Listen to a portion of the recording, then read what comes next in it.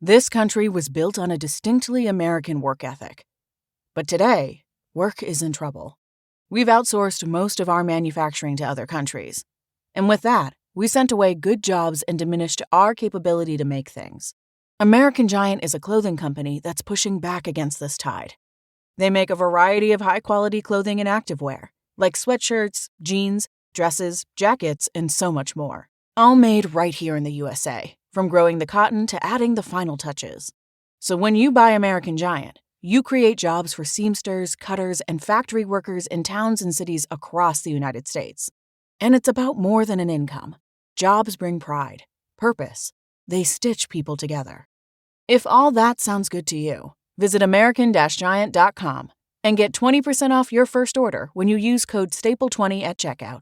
That's 20% off your first order at American-Giant.com with promo code STAPLE20. At Arizona State University, we're bringing world-class education from our globally acclaimed faculty to you. Ranked #1 in innovation for 10 consecutive years and #2 among public universities for employability. ASU isn't just ahead of the curve, it's creating new paths to success. Earn your degree from the nation's most innovative university. Online, that's a degree better. Explore more than 300 undergraduate, graduate, and certificate programs at asuonline.asu.edu. These are the teensiest, like the teeniest proteins you can imagine. What they're able to do is cross into the nucleus and bind to DNA. And so what the research that's been done, much of it that's been done in Russia over the last 40 years has shown is that these peptides seem to have the ability to help the body to regenerate tissues, organs, and systems from the inside. Welcome to the Beautifully Broken podcast. I'm your host, Freddie Kimmel, and on this show, we explore the survivor's journey, practitioners making a difference, and the therapeutic treatments and transformational technology that allow the body to heal itself. Witness the inspiration we gain by navigating the human experience with grace, humility, and a healthy dose of mistakes. Because part of being human is being beautifully broken. Ladies and gentlemen, welcome to the Beautifully Broken podcast. I'm here with a very special guest north of the border. We have Natalie Niddam. Natalie, welcome to the show. Thank you so much for having me, even though I'm north of the border. Even though you're north of the border. Well, I grew up in Buffalo and Rochester, so I feel like a partial Canadian. Yeah. No, you are. You've got status. Definitely. Yeah. And now I'm in Austin, Texas, but I still have my snow hat on because I'm feeling winter. I'm feeling the Winter Olympics, which I love the Winter Olympics. I don't know about you. Yeah, I mean, I have to say that this year I have not been watching. I don't think I've watched a single minute, which is unfortunate, but that's because I've been flying around and traveling and maybe moving a titch too fast, which may have something to do with the fact that we're recording probably 2 hours after you thought we were going to be recording. Whatever. Yeah. Flexibility in our scheduling. I know. It's the beauty of working at home. It's the beauty of working at home. I don't know about you, but for me, the Olympics, there's something that is so, and I've thought about this during the pandemic a lot lately, there's something so pure about sport, competition, is this microcosm for two teams or two individuals are going to battle. They're slugging it all out, giving it their all, and there'll be somebody deemed a winner. And that they're going to receive, whether it's that, the gold medal for status or a world record time. It's just very incredible to me, like how much excitement and adrenaline you can draw, especially the Olympics, because I'm like, it was 4 years ago that these people went to battle and some of them back are a second, a third time getting ready to rock and roll again. So it's like the stakes are so high. Yeah, no, it is. And the purity of it, to your point, is this, it's battle in the perfect context, right? Yeah. It's not, I don't know. It's just everybody striving for their ultimate performance in that moment.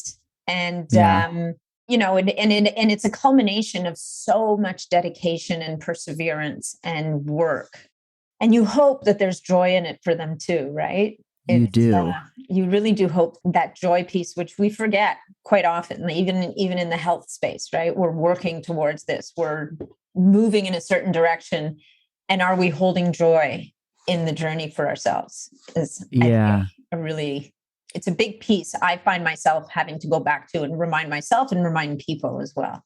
I'll say that watching the different sports and being aware of the dynamic between interrelational, like between the French and the Americans and the Italians and the Chinese, in between different sports is also there's a huge shift. Women's snowboarding, when like all the women were done, they did like a tackle pile of a love fest. Oh my And they God. just jumped on each other. They were like, and it was like, oh my God, there's some people lost and some people, some people didn't even place and they didn't care. It was like there was no medal. It was like, guys, we all got here, we won. Yeah. And then there was women's big air competition, which is a freestyle skiing big air competition. And like the gold medal winner went over and she put her hand on the woman who was bumped into silver and she wouldn't even look at her. I was like, you're feeling this dynamic. Like, wow, this really shifted between sports and how the camaraderie will change in this. Anyways, isn't that life? Like these little microcosms, how we're all so different. Totally. Well, and it's personalities too, right? But it is interesting in that one sport how the camaraderie transcended the competition, transcended politics, transcended all of these things. And, is it certain sports that bring that? Is it just the individuals that happen to show up this year? Yeah. It's hard to know, right?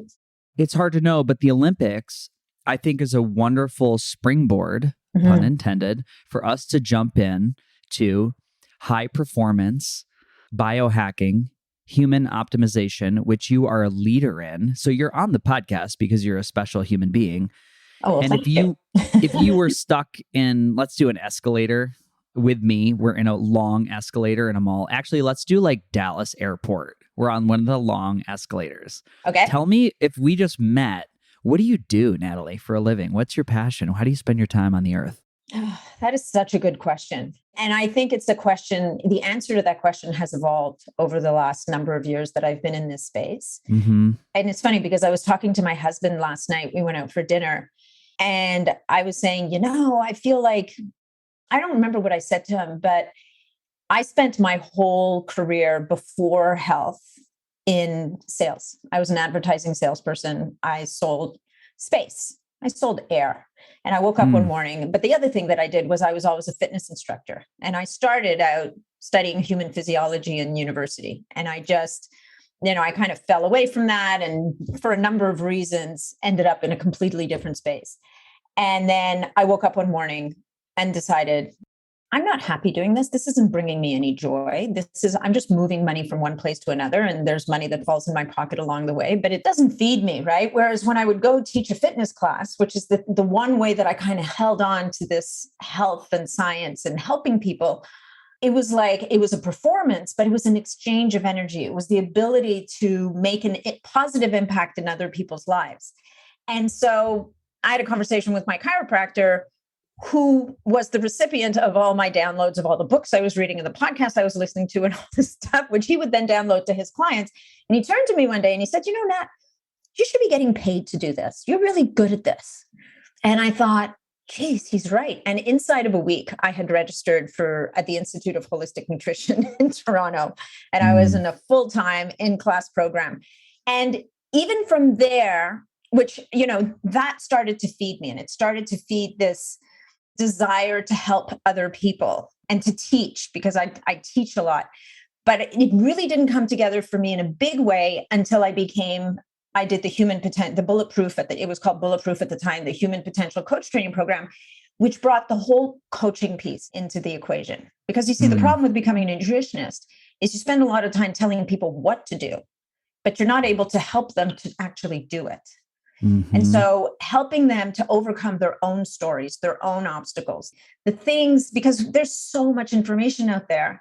People kind of know what they should be doing. I mean, they get confused because there's too much information, but it's about how do you push past your own obstacles inside of you. And so that brought me that piece. But again, it isn't until I became a podcaster that I think I really moved into what I love to do the most, which is this sharing of information, this hopefully reaching a large number of people and helping to bring people information. And so therefore being able to help more people more of the time. So I still have a hand in the coaching because I love that one-to-one connection and I love working with people one-to-one. But the podcasting, as I'm sure you know all too well, gives us the ability to bring ideas and concepts and share with people in a very different way. So if I had to tell you, what do I do? I'm a bridge, and I bring information to people. And what I try to do is be the bridge that connects people to the information that they need in this time, whatever it is that they need to hear right now to help them move along in whatever journey they're in. That's kind of what I do. That's beautiful. That's beautiful. What a role of service. You know what? I'm so grateful to be able to do this. And I'm just grateful for the opportunity. And it's hard to, it's funny. I've been kind of swimming in this sea of gratitude this morning for some reason, as I've been running from one place to another and thinking to myself, man, I'm so lucky. I'm so lucky that I have the health, the energy, the bandwidth to squeeze so much into so little time. And then to be able to sit down and have an amazing conversation with someone in my field that, I've been wanting to connect with and talk to more deeply for a long time. So I'm just like, God, I'm so freaking lucky to be able to do this. I think about that all the time. I always go back, for some reason, I go back to like a feudalistic society in which there was like a royal family and everybody else was like a potato farmer. Yeah. Dying at age 33 of horrible nutrient deficiencies or disease or the plague. Yeah. And the idea that if you think about that society, the idea of leisure time or like Instagram, let's just set aside the fact that if you gave someone the box that is like all the information in the world, that it would be like Star Trek. They'd be like, you're a witch. And then the fact that we have so much access to leisure and boats and airplanes and like just the wild stuff that we have. I mean, if you had told someone in a feudalistic society that you'll have all these things and then you had told them you'll also be more depressed than ever, you'll be on more prescription medications, you'll be 7,000 times more likely to kill yourself from suicide, right? From chronic depression. To be clear, yes, when you kill yourself, that is suicide. That all these chronic conditions, the weight or the cross that we're bearing as a result of luxury and technology and money. Yeah. Isn't that wild? Like if you wanted to write out a fantastical story, you probably couldn't do it. Somebody like, that's a little bit much. Yeah, exactly. Are you kidding me? Anyways, I don't want to take us there. I want to go back to your superpower. Because one of your superpowers is a little bit of this arena, the sandbox of peptides, which I've heard you speak a lot about. So on your show and your group on Facebook, why do you talk about peptides so much? And maybe we should just say for everybody at home, what's a peptide? Yeah, what's a peptide? What's a peptide? A peptide, by definition, is a tiny protein. That's all it is, right? So proteins are made up of amino acids. And a peptide is an amino acids. Think of them as Legos, like the one block Legos. And so an amino acid is the single dot on the Lego. And so you have Lego pieces that are 1, 2, 3, 4, 10, 15, 20. These Legos can get really long, right? And those are proteins. Proteins in the human body is ultimately how anything happens. Without proteins, we got nothing, right? Right. Peptides are, by their very definition, small proteins. So depending on what definition you're working from, they're either less than 100 amino acids long or less than 50 amino acids long. And the peptides we're talking about are signaling molecules. And so they have receptors in the body. Your body, it's all about communication, right? It's all about signals and communication. And the communication is what allows the body to do what it does. And what I love about peptides, and the reason why they captured my imagination so irrevocably the first time I heard about them, is that they are a way of us to tap into the ability to provide a signal to the body for the body to do what it does best. So it doesn't do for the body. So often when we take a medication, we're saying, step aside, the medication is going to take care of this. The challenge is that the human body is incredibly complex. It's incredibly amazing and wise. It has this capacity that we don't understand. And so what peptides seem to be able to do in many cases is to be that little spark that initiates a cascade that allows the body to kind of take over and repair or regenerate, or mostly repair and regenerate. Or, when it comes to peptides that tap into the immune system, maybe sometimes they help the immune system to come back into balance. So that's kind of what peptides are. And that's the reason why the first time I heard about them at a conference, I was like, as a matter of fact, it was at PaleoFX. It was in Austin. And I was literally just looking for a place to sit down because I'd been in the exhibit hall talking to the exhibitors for days. And I was like, oh my God, I need to take a load off. So I went to sit down and this guy was standing there. And all of a sudden I'm like, what did he just say? Yeah. And I spent the rest of the lecture kind of like gobsmacked. And then literally at one point leaned over to the guy sitting in front of me, tapped on his shoulder and like, is he kidding? And the guy goes, oh no, babe, this is all real. And anyway, that was the beginning of my journey with peptides. That's amazing. I think I heard about them first from Ben Greenfield, probably. I was looking for support with tendon repair, inflammation, injury.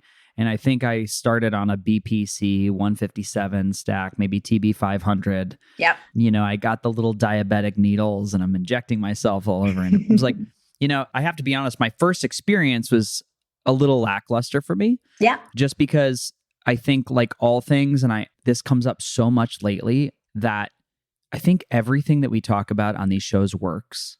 Everything, or we wouldn't be having the conversation or wasting our time, and companies wouldn't create products. And it's like, where does it fit in the paradigm? What else is going on? What does the terrain look like to which you're interjecting these signaling molecules? Absolutely. Right? And so a lot of times I think as an N=1 experiment, we'll do the thing and we'll like, oh, that sucked. These aren't good. So we'll start saying or overlaying or reaffirming the narrative that like peptides didn't work for me.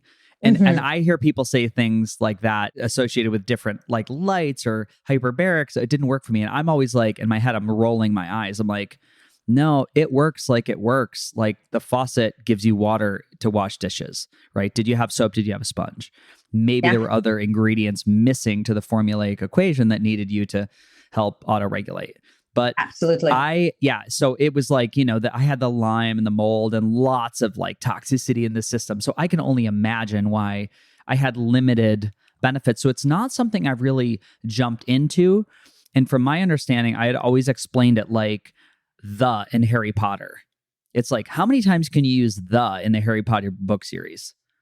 Millions. It's like everywhere. So I was like, this small string of amino acids could help everywhere, BPC 157, whatever it was, a small string. So I was very excited about them energetically and conceptually. And I just think I've yet to find like the application and understanding on where they fit in.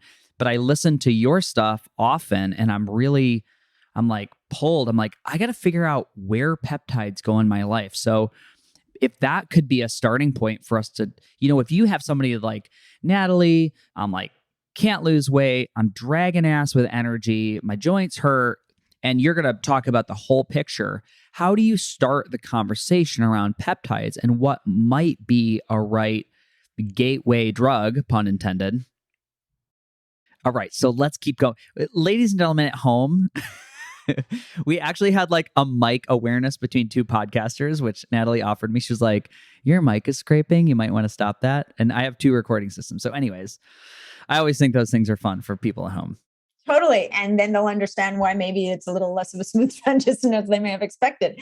So definitely when I introduce peptides into the conversation is within the context of what's happening with the person. And as you know, I'm not a medical doctor. I'm not here to prescribe anything, but I am here to provide information to people to help them move themselves along on this path. And certainly peptides have a place that'll occupy a place that is very new to a lot of doctors. And yet that can be incredibly powerful. But the fact of the matter is, and as you were just saying, two things are true. One is, in certain instances, applying the right peptide at the right time, even if you've got a lot going on, can very often help to move the needle for people. It can help them to feel better very quickly, so that it gives them, number one, the encouragement and the energy to then follow through with more steps. Yes. Right? I love that. So sometimes it can be like, if you imagine climbing, when you're rock climbing, it gives you that first little toe hold that says, whew, okay, I can do this. I'm going to go look for the next handhold or whatever the case may be. Mm-hmm. The other thing that's also very true is, if your house is on fire and you send a contractor in to put a new kitchen in there, it's going to burn down. Yeah. It's just not going to work for you, right? So if you're introducing peptides very often into a landscape that's completely disrupted, so we're not sleeping, our stress is off the charts, we have massive inflammation going on, our nutrition is way out of whack, there's just so much turmoil in the system.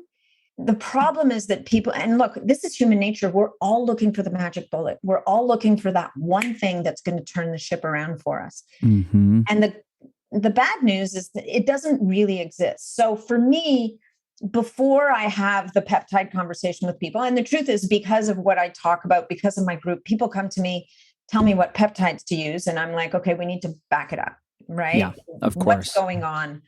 Why do you need peptides? Do you have a serious medical condition at play? Because if you do, we need to get a doctor on board to help us here, right? Mm-hmm. To help to prepare the terrain for the introduction of something that can really be effective and magical and move the needle for you. But at the same time, sometimes when you have someone who's got a lot of maybe autoimmune issues, or they've got a lot of gut inflammation, or they've got really leaky, like a very leaky gut. And so things are getting through the GI, the gut lining into the body, pissing the immune system right off day in, day out.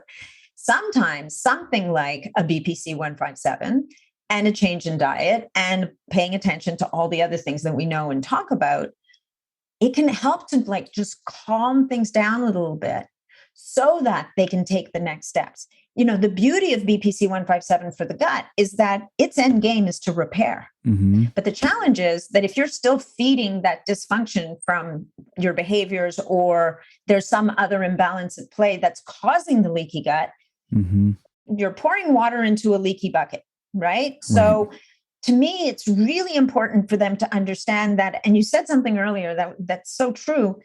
It's not that it didn't work. It's that we didn't do the work to allow it to do its job, right? So it doesn't work, whether it's PMF or AMP coil or hyperbaric oxygen therapy or whatever the case may be. As you say, it's doing its job. It's more like, is your body ready and able to accept this, to move itself to the next level? And sometimes we're not ready. Sometimes there's other things we have to do. Yeah. Yeah. Is there a favorite that you think is I know I might not even know the answer. Is there a favorite starter peptide for people? Does it really depend what's going on? Or is there something that you like to test to see how the body is going to receive this? Yeah. I mean, the bottom line is it depends. Definitely BPC 157 is a peptide that has many, many different uses. And what's interesting about BPC 157 is somebody can be taking it to address their gut, and they'll notice that sore shoulder suddenly doesn't feel so sore. Or they could be taking it for a sore knee, and all of a sudden they realize, my gut seems to feel better. My digestion seems to feel better somehow. So BPC is definitely one of those. Another peptide from another part of the peptide world is called thymosin alpha 1. It actually has orphan drug status in the US, which has made it much harder to get your hands on. And it is also an approved drug in many countries in Europe. I think about 32 countries or something. And that is an immune peptide, and it's thymosin alpha 1. It's derived from the thymus gland.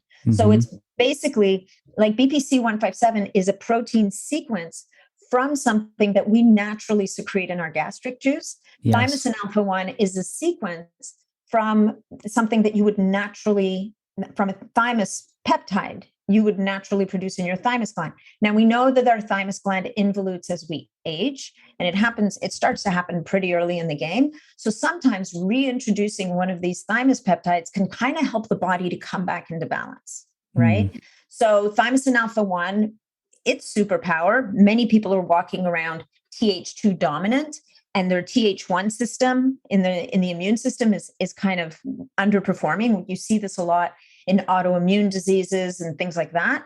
And so by bringing thymosin alpha-1 into the picture, you're now kind of allowing the Th1 system to come back online and balance out that Th2 system. So those are two. The other one, which is from another sphere of the peptide world, if you will, which is bioregulator peptides, is a peptide. And these peptides are incredibly powerful. They're no more than 4 amino acids long. So these are the tiniest, like the teeniest proteins you could imagine. What they're able to do is cross into the nucleus and bind to DNA.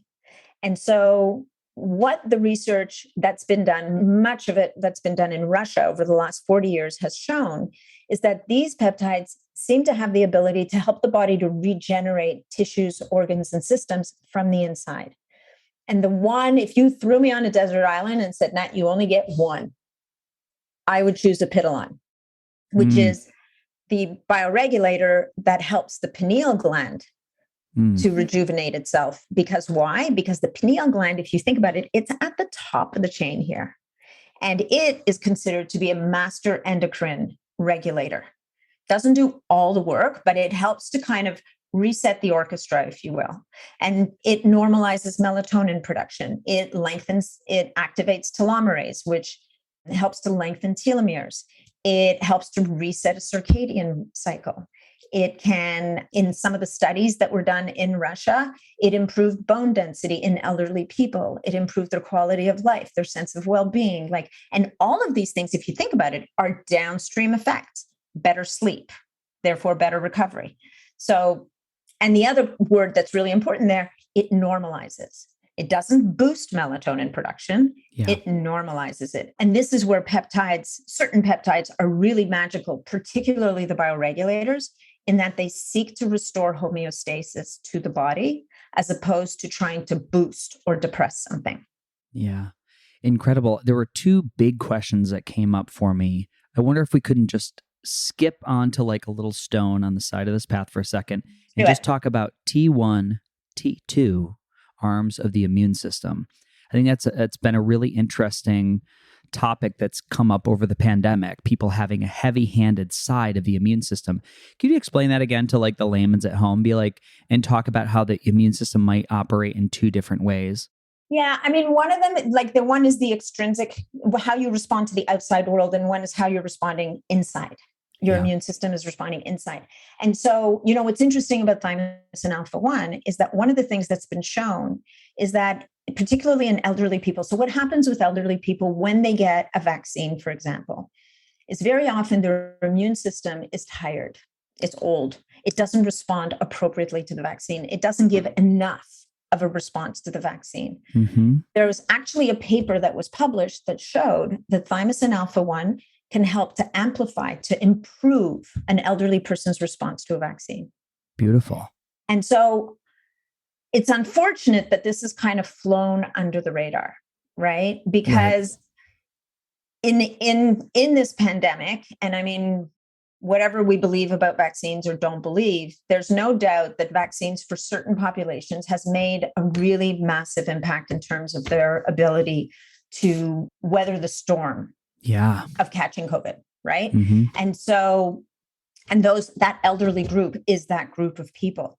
So imagine if we maybe provided them with access to something like thymosin alpha-1 so that they have a more appropriate immune response to the vaccine, so that it gives them enough of immunity, or, I mean, not immunity, but it helps their body to kind of respond appropriately to the virus should they catch it.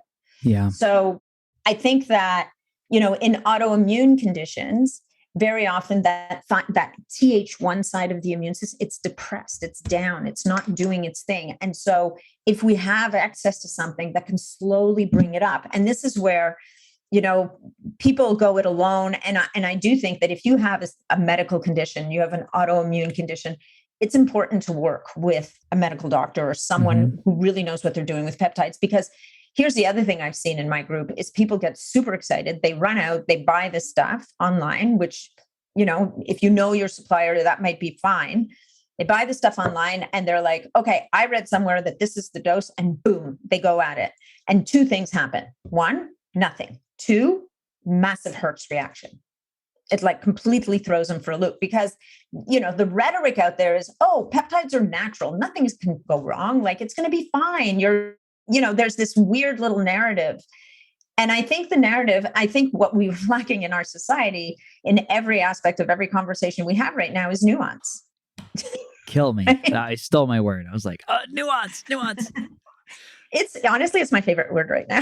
Yeah. It's a really great quote from a very famous documentary filmmaker. And I could get it wrong, but I think he said that tyranny is the deliberate removal of nuance. Yeah. Because through this tactic, we can create this narrative that is an us versus them, good versus evil. Yeah. And that's not the way life is, in my experience anyway. So that was very helpful to me. And I think that so many people listen to the show with Lyme and mold. And if we are all having that conversation around mast cell activation, some level of autoimmunity, right? Maybe the Lyme is gone. Maybe it's not detectable in your fancy blood work that you sent over to Europe. However, it's very possible that a protein coating from that spirochete now lives in the synovial fluid of your joints. Yeah. And there is a memory that the body is continuing to attack. So there is some level of continued inflammation for many, many people with Lyme.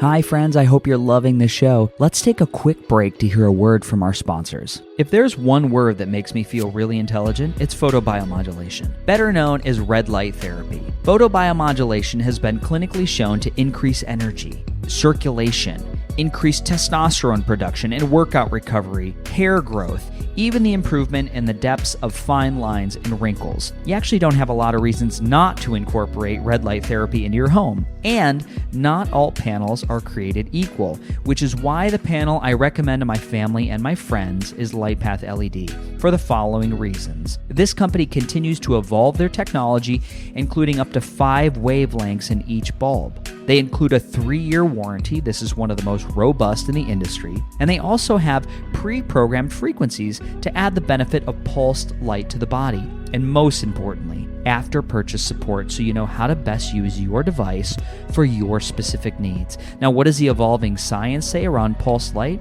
Pulsed light yields benefit to the mitochondrial health, leading to increased production of cellular energy, thus improved outcomes. So say it with me, let's mine the mitochondria. So check out their beautiful new website at LightPath LED and use code BeautifullyBroken, all lowercase, for a discount and checkout.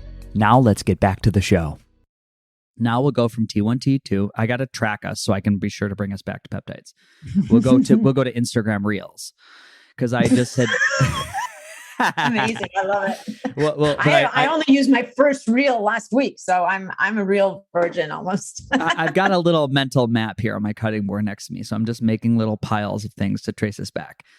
That in this video that I made in an Instagram Reels, just a video you put on social media, I had this video of me doing pull-ups. Well, my initial area of attack for me was really knees and hands. Hands so much so that couldn't hold a coffee cup. You know, I would fake it till I make it. And I years and years before I ever really told anybody how bad my hands were, I was living in New York City. I often thought, if I ever got mugged, I would be trying to whack somebody with the back of my hands. I could not make a fist to defend myself, which I remember that was one of the motivators was like, I got to go see a rheumatologist. I was a little scared. I was like, how would I ever, if the zombie apocalypse came, I'm done. So yeah. Actually, you'd fit right in. I know I would fit right in. I could play the zombie. So the idea that this chronic inflammation exists on some level for many of these populations dealing with chronic biotoxin illness, Lyme, mold, is something that has never been brought up in the area of the pandemic. I'm aware how, sometimes, as you know, sometimes you are compromised, but in other areas you'll mount a better immune response to things like viruses and bacteria. It's not compromised does not necessarily mean compromised. I'm just saying I would love the level of awareness that these are at least 500,000 people diagnosed each year newly with just Lyme. So this is a lot of people. That's every single year growing and growing and growing. And somebody might misquote me, Freddie, it's 700,000. It's 330,000. It's a lot of people. It's a lot of people that have this Th1, Th2 dysregulation. So to come in and then say, now let's do this artificial intervention into your immune response, and we're going to further create a heavy-handed nature to a viral expression. To me, I've always been like, danger, danger, danger. I'm so oversensitive, right? My blind spot, I would say, is like, I'm like, I can eat like 7 or 6 foods or something at one point. Like, I'm just so sensitive to how imbalanced my body can be. So I think it's a really good thing to think about that, like, everybody has different levels of health when we're talking about this. And to take us back to peptides, we'll bounce back to the second lily pad with T1, T2, and like back into peptides. So we're into this train of thought. We're moving forward. It's a nuanced conversation where we're talking about any of these things from me and Natalie. Yeah. There's no one answer. There's I mean, I've seen, again, I have this luxury of living in this space with 10,000 other people and observing and hearing their comments and seeing what their experience is. And I will tell you, there's no panacea. There's no one answer. And the reason is ultimately because everybody's got their unique thing going on under the hood. And there's no one thing that can really address it. And this is why, it's my hope is that there's more and more physicians who move into this functional space, who really dig into these conditions, who are able to bring, because, we lambaste conventional medicine a lot. We do. And the fact of the matter is that there's a lot of good in conventional medicine. I wouldn't be sitting here if it wasn't for conventional medicine right now. And you can't be throwing out the baby with the bathwater here. What we need is these physicians who can straddle both worlds, who can bring the best of conventional medicine, their learnings, and draw from more alternative, if you will, alternative fields. Be open to the possibility that there's other things that they didn't learn about in med school that are going to enhance, sometimes replace, sometimes assist with all of these other conventional therapies that they understand, or that they're able to use more effectively because they have a greater understanding, perhaps, of how the human body works, so that they know where in the pathway am I trying to intervene to help the body kind of kick out of this, whether it's in a negative spin or whatever the case may be. Yeah, 100%. If we go back to move forward from the peptide conversation, we kind of just mentioned bioregulator peptides, which are a little different. So could you give just a little descriptor on what we're talking about when we're talking about that very small string of amino acids? And you said there's a body of evidence from Russia, which is quite impressive. And I'm like, is Putin taking bioregulators? Oh, baby, by the boatload. Right? He looks, I'm gonna say this with all joking aside, he's been in power for so long. Isn't that wild? You think about like Gorbachev and like Putin, and like their leaders are on board for like 40 years. It's communism, but anyways. No, but the guy looks like a beast, right? A beast, right. You look at all other, and I never thought of this before, and I haven't seen a picture of him in a while, so I could be wrong. But the last image I have of Putin, the last time I saw an image of him, the guy looks strong. Yeah, and like a tank. Powerful.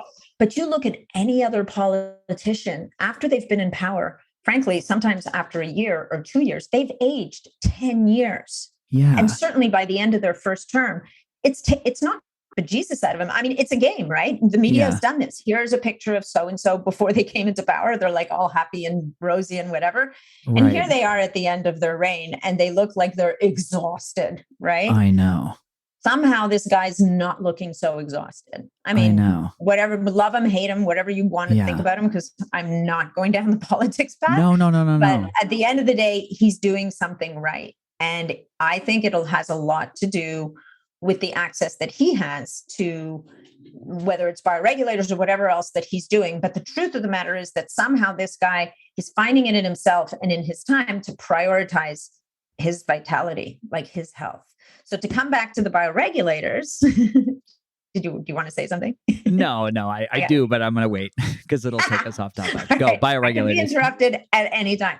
So the bioregulators are, by definition, they're only 2 to 4 amino acids long. So these are the tiniest of the tiniest peptides. And because they're so tiny, they can get into the nucleus of the cell and bind to DNA. And in that sense, increase the expression of the DNA that allows the DNA to manufacture proteins, to initiate the manufacture of proteins in the body. When Professor Cavinson, who is the doctor or the researcher doctor / who really kind of brought these to light, and this is going back 40 years, he was a young dude in the military in Russia, and the powers that be came to him and said, we need a way to address the health degradation that's happening to our cosmonauts when you send them out to space because they age, their rate of aging increases dramatically, or the guys who are in the submarine, in nuclear submarines and coming back a hot mess because they've been sitting in a nuclear submarine and assaulted by radiation and whatever else. They were very worried about certain types of attack from their enemies. And they said, you 20-something-year-old dude, get this. We're giving you carte blanche. We're giving you as much money as you need. We're giving you access to all the resources that you need. You need to solve for this problem.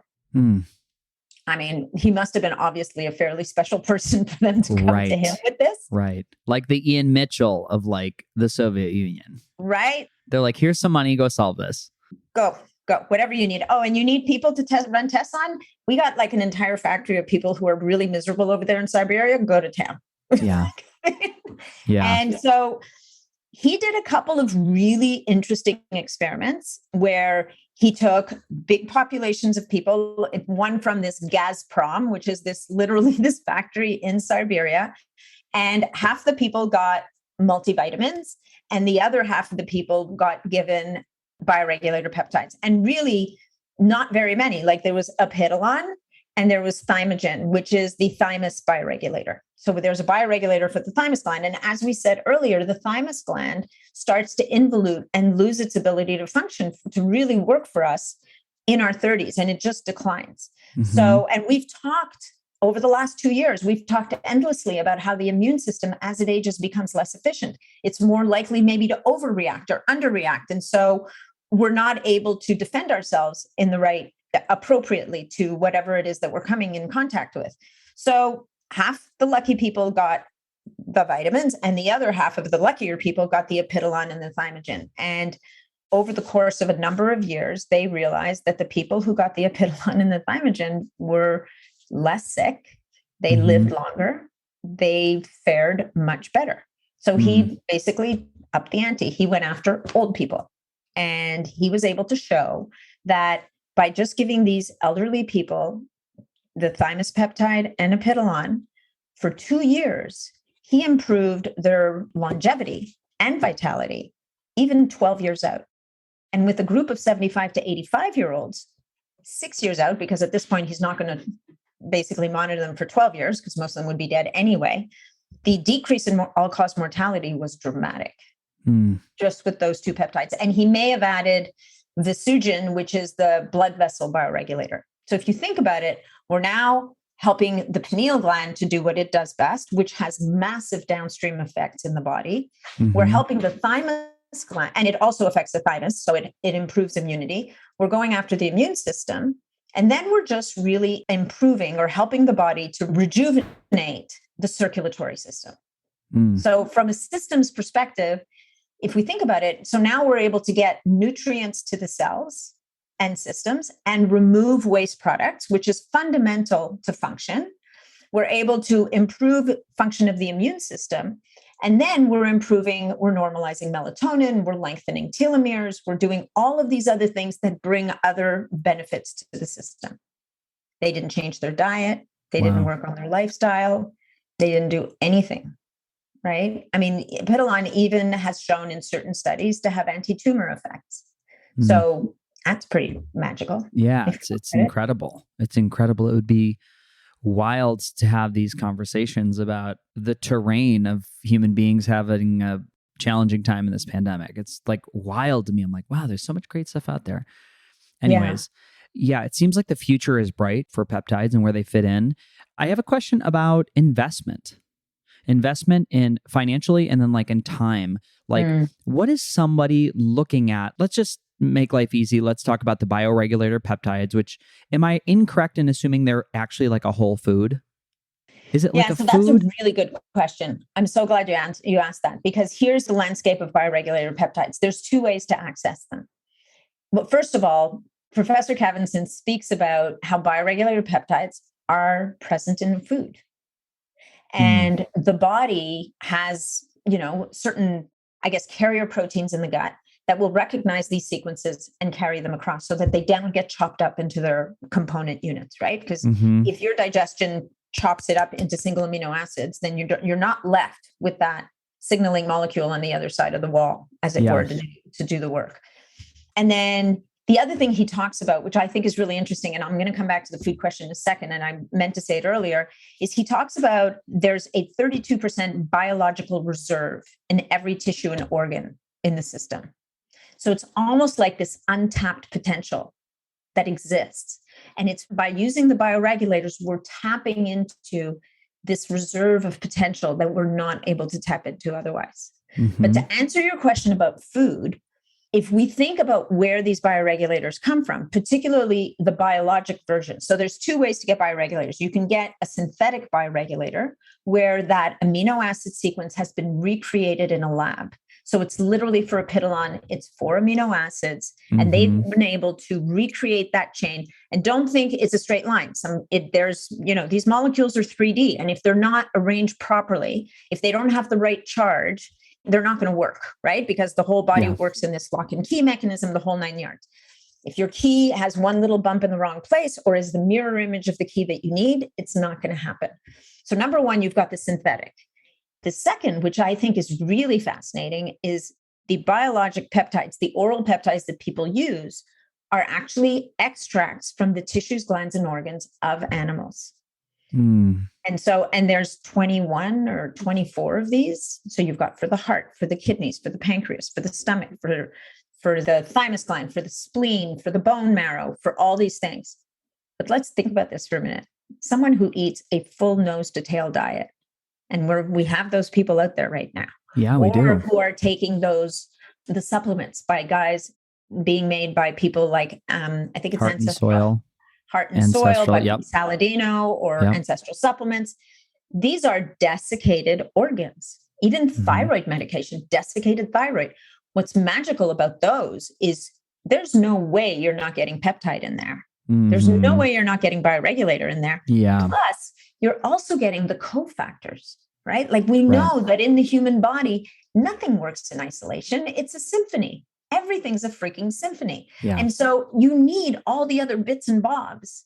So it's not to say that the synthetics don't work, because they do. And in Russia, they will use the synthetics to get things moving a little bit faster sometimes, because they, for the most part, need to be injected subcutaneously. There's people developing them as sublinguals, transdermals, intranasals.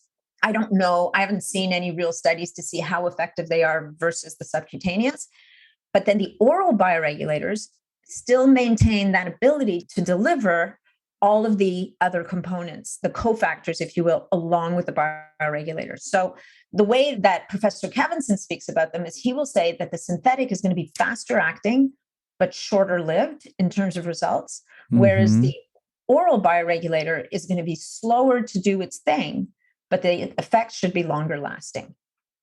And when we go to the Heart and Soil supplements and those guys, my gut is that you're just not getting as much of the bioregulator, but you're still getting it. And if you wanted to save a ton of money, you'd put all your biases aside and you'd start finding a farmer or a butcher who's going to provide you with all of those organs, which frankly, most of which are probably ending up on the floor. And Paul Saladino talks about this. He eats testicle, he eats liver, he eats kidney, he eats all those bits that the rest of us are like, I would never touch that stuff, right? So raw. Raw. Raw testicle. Exactly. Let's be clear. Give me Let's be some clear. honey, dress that testicle up, and I'm eating it raw with a fork. And put a That is raspberry on top. wild. Yeah. Anyway, so cost-wise, you can eat organs. You can eat a full nose to tail diet. Are you going to get the full, I mean, where you're going to find pineal gland, I'm not exactly sure, like who's going to go find it, right? Yeah. But so your first level is eating organs. Your second level is getting your hands on those supplements, the heart and soil, whatever the case may be. I mean, it's an investment, but it's affordable. Yeah. See how you do. The next level, I mean, I will say that the synthetics are way cheaper than the biologics. Way cheaper because you don't need a lot, right? There's a narrative out there about needing 5 to 10 milligrams a day for 10 to 20 days. It turns out I interviewed Jean-François Tremblay from CanLab, which is a lab in Montreal that synthesizes a lot of these bioregulators as well as other peptides. And he went back to Russian literature and figured out that there was a mistake in translation. And they didn't mean 10 milligrams. What they actually meant was 100 micrograms. Yeah. So, which is like a tenth of a milligram, right? Yeah. So people have been like mega dosing this stuff. The cool thing is, as far as we know, to no ill effect, but it's wasteful. So if all you need is 100 micrograms of something, it really doesn't cost much. So it's much more cost effective. The oral bioregulators, it's going to depend on how many you use, what you're using them for, in the whole 9 yards. But, you're looking at a 10-day course is going to cost you like anywhere from $50 to $60 of one bioregulator. And typically you would use them in stacks. You would use more than one. So it can add up pretty quickly. Yeah. I think I did the one that you had recommended. Like I did the whole shebang. I did like the thymus and the circulation and the testicles, all the things. And I think I'd done it for like 30 days, 60 days. It was an investment. It was like $600, $700, something like that. That's money. Yeah. And so I would love to hear from your experience, like in your body, what have been some of the benefits of using peptides or the bioregulators? If you want to niche down on one that you think has been most profound for you, maybe that's also helpful. Yeah. So I'm an interesting cat because I'm the canary in the coal mine. So there are certain peptides I can use, and there are other peptides I can't touch because my immune system is like, yeah, maybe you look like something I know, but I don't like you. You're not the real thing. So there are certain peptides that people love, like thymosin beta-4, which is TB500. I can't touch that thing. My body blows up. Wow. CJC ipamorelin, which are the growth hormone secretagogues, which is a really cool category of peptide for anti-aging, for healing from injury and all that kind of stuff. So what that little combination does is it sends a signal to your brain to upregulate the production of growth hormone. And it's really cool because whereas taking exogenous growth hormone essentially overrides your body's own feedback loops, it stops your own production of growth hormone. Here we're tapping into the body and encouraging it, giving it a little nudge to say, hey, can I get some more of that stuff while I'm sleeping maybe? Yeah. And the body generally acquiesces. However, my immune system is like, no, we'll have none of that. Yeah. So I did, when I first started peptides, I used BPC 157, thymosin beta-4, and CJC ipamorelin, which is a very classic repair stack. And, a lot of people will use it even as an anti-aging stack because it helps the body to repair damage and all that kind of stuff. Plus, with the growth hormone secretagogues, really good for skin, really good for sleep. Like it's good for your brain. It's good for so many things. And during that time, I was still doing CrossFit at the time. And for a very brief moment in time, until my immune system mounted its defenses, I was like indestructible. I never got sore. I recovered from my workouts really well. Amazing. It was awesome. Yeah, it was great. So that was really profound until I couldn't. Epidolon is another one. Now, I have to admit that when I felt the effect the most is when I megadosed it, when I was still using it at that very high dose. And I remember the first cycle that I did, I'd be sitting at 3:00 in the afternoon and I would literally nod off, which I never do. I've had a philosophical opposition to napping since I was 2. So I don't sleep during the day. And I was sitting there going like, what is wrong with me? And it was kind of overriding my system and resetting certain things. So I learned in that 20-day cycle, we're going to go to bed pretty close to when the sun, within a couple hours after the sun sets. And we're then going to wake up. And it kind of reset my circadian rhythm in a certain way. But here's the thing. I have to work with it because I could still choose to work against it. Exactly. And fight it. Right? Yeah. So I would say that those are the two big examples I can give you. I've definitely seen BPC 157 be a real game changer for people. But again, you have to be ready. It has to be the right thing for you at the time that you're using it. Yeah. And I can't stress that enough because it can be the best. It's like anything else, anything else. Like it can be the best supplement on the planet and it could just not be what you need right now. Or even worse, it could be what you don't need. Yeah. Yeah. I keep getting the vision of the easy button. It just doesn't exist. There is no bypass for what we're suffering from. Really, you have to dig in. You got to do the education. You have to have a good guide. You need to get clear on what your body needs energetically, physically, and spiritually. Yes. At the end of the day, right? And these tools are so amazing. They can really help us. Like you said, you're in a building burning. I need the fire out now. Sometimes we can get great assistance from these chronic pain and resetting the circadian rhythm, our melatonin production, which can be, all these things can be lifelong crosses to bear unless we figure it out. But you've got to do the work and you've got to have I keep coming back to this again and again. I'm like, why are we not developing I know we are independently, but a more robust standard for what is the functional health coach, the functional medicine health coach. Because at the end of the day, holding people to accountability, holding up that mirror with compassion, love, empathy, understanding emotional trauma and wounding in the overlap of physical training and peptides and amp coil and red light, that's the fix. Yeah. And I'm so glad you said that because mindset, where your heart is, how you're able to receive these things, you can't override the mind. And if the mind needs attention and the soul needs attention and the heart needs attention, we owe it to ourselves to do that work at least alongside the physical. At least alongside. I'm not going to say you have to do it first, because if you're feeling like hell, you need help in that as well, because that helps you on the other side too. But so often we push this aside and we just work on the physical piece.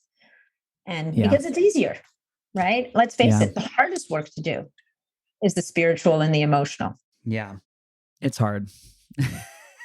I mean, who am I telling? You know this better than anybody. And it comes in waves and cycles, and I forget it, and then I learn it again, and I forget it, and I learn it again. So it is a wave. As we creep up on our hour here, Natalie, I'd love to, and I want to be respectful of your Saturday, I'd love to know, aside from peptides, as an avid biohacker, what are a couple things that you're just loving on right now that you're using to optimize wellness and energy? Ooh, honestly, I'm loving on sleep in my own bed. Yeah. Ridiculous.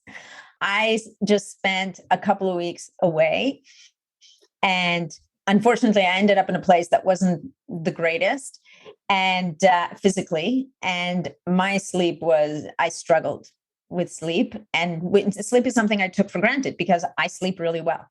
And I've got a sleep stack that is phenomenal and got me through those 2 weeks. So, and I'll share it with your listeners here because I do think it's quite magical. Let's do it. What I do before bed quite often is I will take either a little bit of yogurt, or if I'm really attached to that fast that I'm doing overnight, I'll even do this with water, and I'll take a teaspoon of glycine. And I'm a big proponent of spermidine as a supplement. So I use Primadine, which I love that stuff. And it actually tastes really good. So if I'm doing the yogurt, I will do literally 1 or 2 tablespoons at the most of yogurt with a teaspoon of glycine. I'll split open 3 capsules of Primadine. I'll take some cinnamon, I'll smush it around, and I eat that right before bed. And it never fails. My deep sleep always goes up. I got to check it out. Oh my God, that stack totally got me through those 2 weeks. But when I came home and my husband, who's learned now, just don't buy her anything shiny. Ask her what she wants, because it's going to be a sauna or a red light or something weird that I I'm not the designer bag, designer shoe girl. I've never have been. Yeah. So anyway, so for my birthday / Hanukkah / Christmas / something else, we got a new mattress. So I got this amazing mattress, and I'm supposed to be recording a podcast soon with chili pads. So I got the Uller to try out. When I came back home and slept in my bed, like the last several nights, my sleep scores have been off the charts. Mm. And I think it's being back in my own space and having had the luxury of creating this sleep nest that allows me to get that restorative sleep every night. So that's what I'm really loving right now. I love the sleep stack when I need it. I love that. I actually think it's the Uller that I have. I love that chilly, the cooling of the mattress, having a great mattress. And then I've got my Flex Beam, which is my BFF. I never go anything without her, anywhere without her. Amazing. So a little red light therapy, some spermidine, a little bit of protein mixed in, and some glycine. Tell me, and for the listeners at home, the value of glycine in your evening stack. It's an amino acid. There you go. One of those little amino acid guys. Yeah. And it just helps to improve your sleep. I actually, you know what? I wish I could tell you mechanistically what it's doing. That's all right. I don't think I remember. It may have something to do with the GABAergic system. So it helps to calm the mind.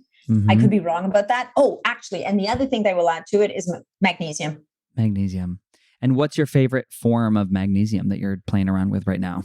So the one that I use, the supplement that I'm using right now, has 7 different forms of magnesium in it. So it kind of takes a lot of the guesswork out. Magnesium is a really interesting compound, and it will have affinity for different parts of the body and different processes, depending on what it's bound to. Yeah. So I think it's magnesium with L3 and A that will actually get to the brain. So it'll cross the blood-brain barrier. You've got other types of magnesium that are better for muscles and this, that, and the other thing. So this particular formula has 7 kinds of magnesium. And so it just seemed, for me, it kind of takes guesswork. I don't have to worry about which one, I have enough supplements in my drawer. The last thing I need is to start worrying about, am I taking this magnesium now or that magnesium now? There's a point of sanity we have to hit, right? Great. So you've got a good stack there. And then finally, to close it out, Natalie, what I'm going to have 2 for you, actually. The Beautifully Broken podcast. What does it mean for you to be beautifully broken? What comes up for you?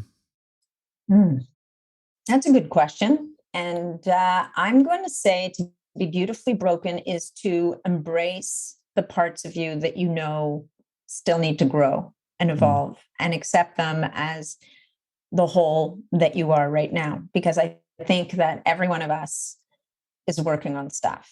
We're all working through our stuff. And the temptation is to berate ourselves and to judge ourselves. And particularly when we're in the field that we're in, where people perceive us as, some degree of leaders or they're listening to us. And we take this on as a big responsibility.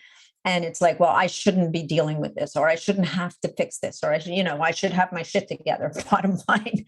And the truth is that we've all got stuff we need to work on, we can improve. And so embracing those broken bits, embracing those bits that are not quite fully polished, and accepting them as part of the package that we bring to other people and the package that we bring to ourselves and to our families and our loved ones, and not judging ourselves too harshly for it. I think that's what being beautifully broken is. It's accepting the not so perfect bits.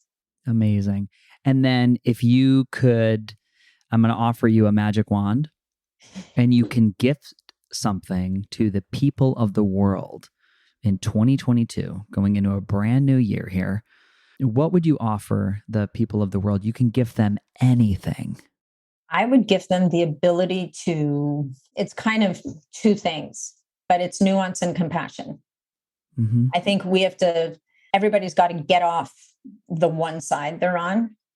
I want them to join those of us who live in the middle. And somebody who articulates that really well is Peter Attia in a couple of podcasts that he recorded recently. And just understand that for the most part, nobody's out to hurt anyone. We all kind of stop with the blocked ears and only screaming your point of view. Open up, hear other people, accept where they're coming from, and allow yourself to navigate with compassion and with nuance through this kind of mess we're in right now, because I think that's the only way we're going to get out of it. Yeah. I think we're just going to have to be more forgiving and not so black and white all the time. And, I'm a person who's always considered myself to be super black and white. And as I get older, I'm learning that maybe that's not the best way to be. Yeah. I think there's a lot of work to be done there. There's amazing discoveries people can have in that space. And I think, I would also say the only thing I'll add to that beautiful, beautiful gift to the world is you don't have to make those explorations and discovery on social media. Yeah. You can do it in the safety of a journal. Mm-hmm. You could do it with your best friend. Yeah.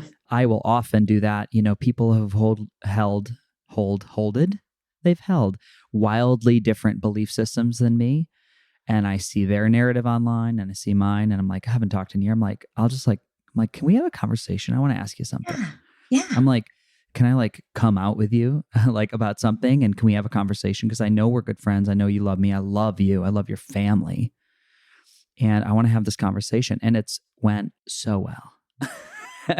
So I would say if people want to do the work that you offered, which is develop some nuance and see if you can leave the extreme edges and lean into the middle, that maybe start playing with that work in a relationship or a container that is safe. Friendship, certain family members, not all of them, but probably not on social media, right? Yeah.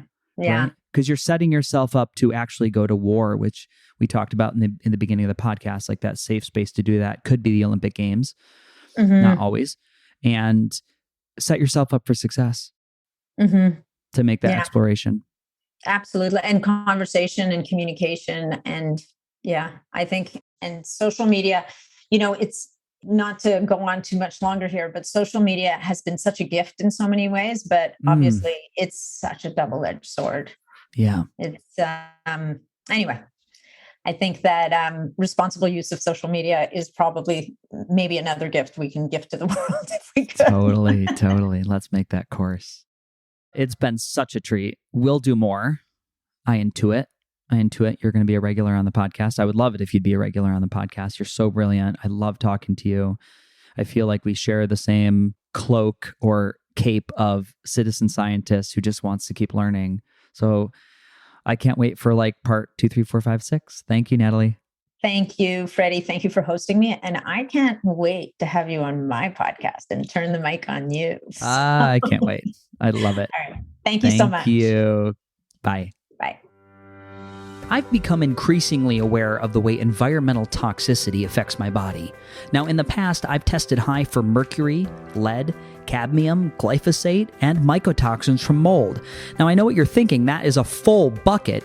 And even worse than the list of toxins was the fatigue, the neuralgia, and the brain fog due to the burden on the system. So luckily, I was introduced to the Ion Cleanse Foot Bath by AMD at a wellness conference. The system uses both positive and negatively charged ions to help eliminate these harmful toxins from the body. So my N=1 experiment? After 4 months, I've watched most environmental toxicity fall by more than 30% through diagnostic testing. So for me, this is a win-win. The Ion Cleanse by AMD is a fan favorite of the podcast because it's safe, it's effective, and it's a non-invasive way to cleanse and purify the body. So as a special promotion, Ion Cleanse by AMD is offering a free 15-minute consult where you can explore your personal needs to see if this technology may be the right solution for you and your family. So schedule your free 15-minute phone consult by selecting the link in the show notes, my Instagram at FreddySetGo, or FreddySetGo.com. Friends, this is a heart-centered company. The support team is amazing, and they offer a 60-day, 100% money-back guarantee. That is zero risk for the customer. So if you're ready to purchase, visit www.amajordifference.com and mention the Beautifully Broken podcast as your referral source. Namaste. My friends, you made it to the end of the podcast. Can you believe this is season 4? Wait, don't turn it off yet. Before you go, I have something very important I need to say. There are 2 ways in which we can build this relationship that we've been working on. The first one is to join me on my membership program at buymeacoffee.com/FreddySetGo. You get early access to all the podcasts, bonus episodes, discounted coaching, and free webinars with thought leaders in the wellness and technology industry. The second way to support this guy right here is to go to FreddySetGo.com and download the Beautifully Broken Buyer's Guide. This is my ebook. It's a collection of transformational technology, supplements, and courses that have worked for me, my clients, and my family. These are things that I have found incredibly helpful in my personal healing journey, like the Ionic Foot Bath, or Amp Coil, or the Red Light. Most offer significant discounts by clicking the link or using the discount code. Now, please know they don't cost you anything extra, and at the same time, they do support the podcast through affiliations. Friends, thank you for tuning in. If you enjoyed today's show, head over to Apple Podcasts and leave a review. 5 stars if you loved it, and, well, I guess if you're compelled to listen to this entire thing and leave a 1-star review, I'm going to take that too. If you want to connect with me directly, I spend most of my time on the social media platform known as Instagram at FreddySetGo. Or you can find me at buymeacoffee.com/FreddySetGo or FreddySetGo.com. And lastly, from my vast team of legal internet lawyers, which I pay a lot of money to, the information on this podcast is for educational purposes only. By listening, you agree not to use the information found here as medical advice to treat any medical condition in yourself or others. Always consult your own physician for any medical issues that you may be having. That's all for today. Our closing: the world is changing. We need you at your very best. So take the steps today to always be upgrading. Remember, while life is pain, putting the fractured pieces back together can be a beautiful process. I love you. I'm your host, Freddie Kimmel. American Giant makes great clothing, sweatshirts, jeans, and more right here in the U.S. Visit American-Giant.com and get 20% off your first order with code STAPLE20. That's 20% off your first order at American-Giant.com, code STAPLE20. Now's the time for a great deal on a new Honda. It's time to take an adventure with rugged capability and commanding style. Check out the Honda Ridgeline, Pilot, or CR-V. For a limited time, well-qualified buyers can get a 3.99% APR on a 2025 Pilot, 1.99% APR on a 2025 Ridgeline, or a 2.99% APR on a 2025 CR-V.